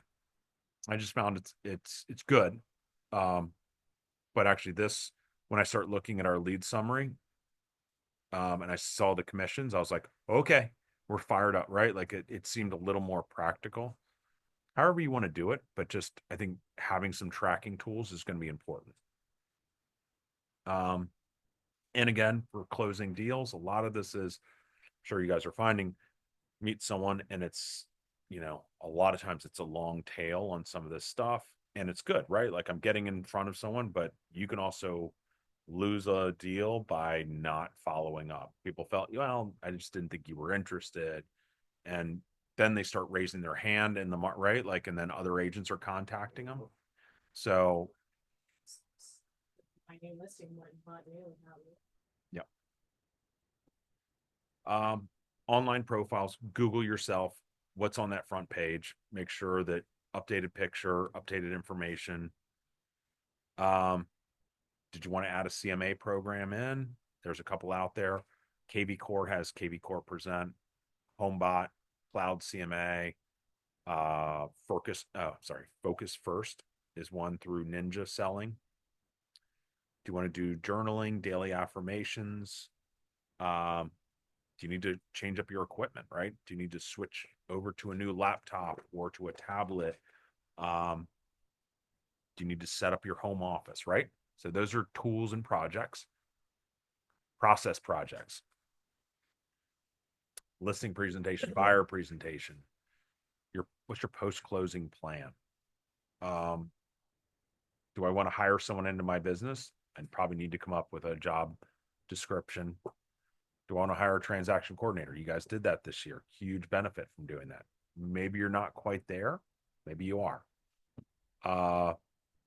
Gathering your vendors and who's on your team. right? And what's my follow-up plan for leads? Education plan. Are there things we need to add in with our education plan? CE, is my CE due this year? If you got a DC license, it's due this year. Any designations, books to read?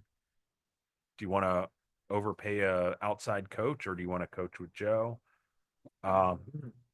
Conventions. Did you want to go to Success Summit? Did you want to go to one of Brian Buffini's? Did you want to go to R4? Right? Like, let's get them on the books.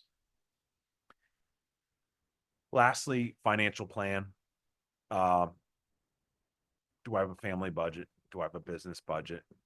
Savings? Do I want to get an investment property? How do I go about getting an investment property? And this chart just basically, and this lines up with the American population. 80% of Americans are going to retire and they're going to need help from the government or from family.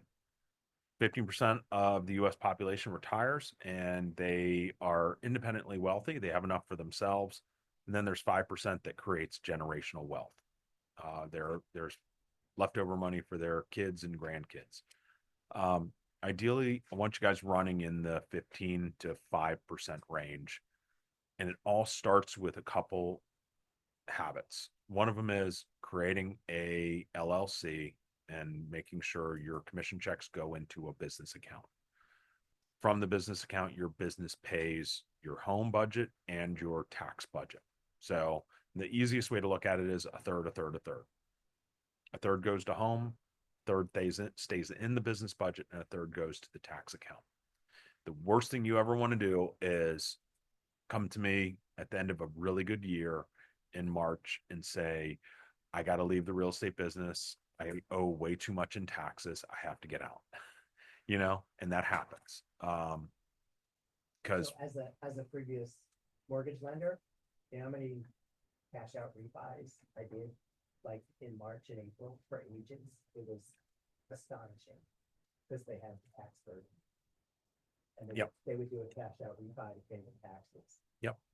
and there's tax strategies as far as funding your like if you've got an LLC, you can fund your own 401k.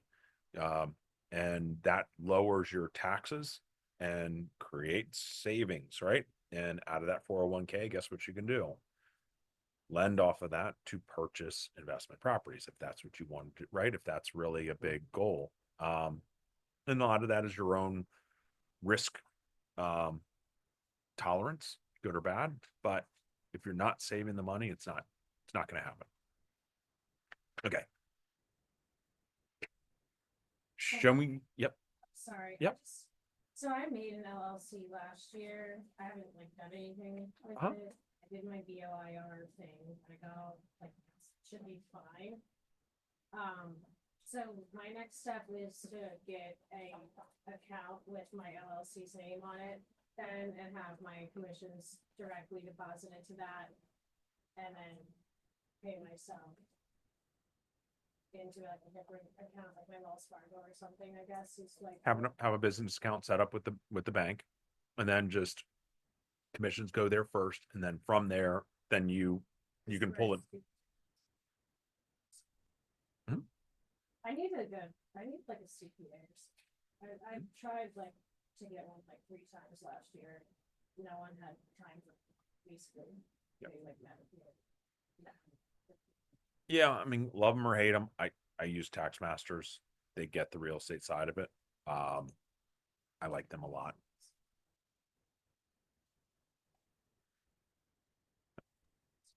I second that. I worked with Mark for a few years and he was really great. Thank you for that. Show me your routines, and I can predict your level of success and happiness. This is so flopping true, right? So one of the things, the next step we're going to get into is building these routines up. So I'll show you just real quick. This is my 2025 business plan.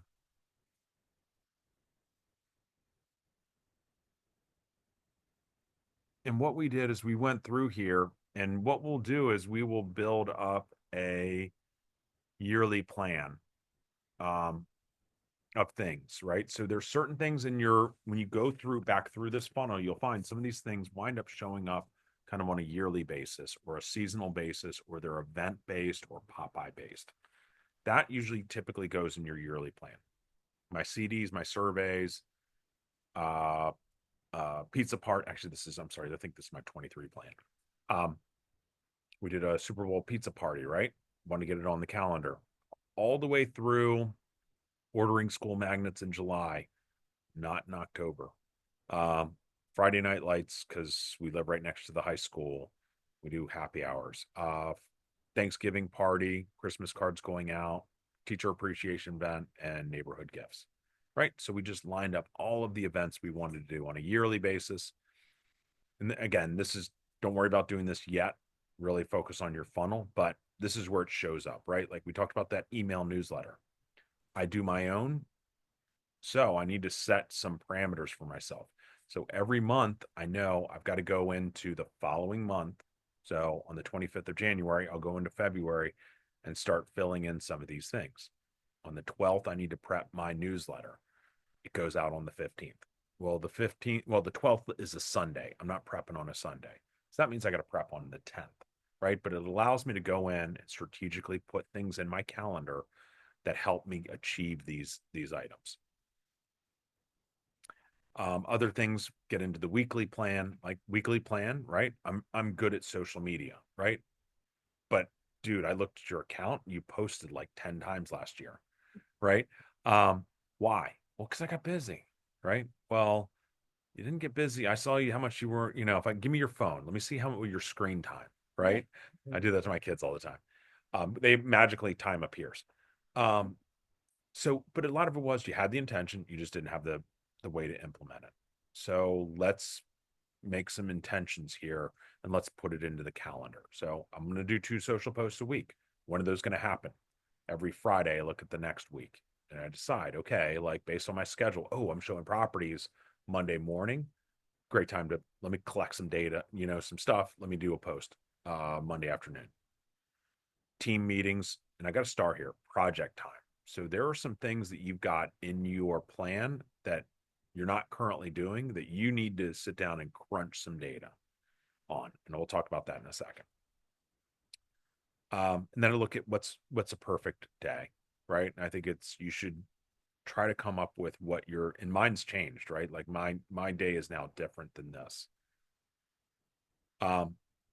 So the second part of this is the GPS. This is where you take things that you want to add into your business that are new or that are project based.